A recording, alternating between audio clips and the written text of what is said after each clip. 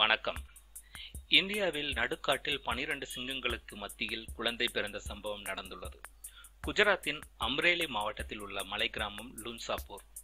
இங்கு வசிக்கும் மங்குபென் மக்வானா என்பவர் நிறைமாத கர்ப்பிணியாக இருந்தார். கடந்த மாதம் 28ஆம் தேதி நள்ளிரவு பிரசவ வலி ஏற்பட்டுள்ளது. உடனடியாக ஆம்புலன்ஸ் வரவழைக்கப்பட்டு கொண்டு செல்லப்பட்டார்.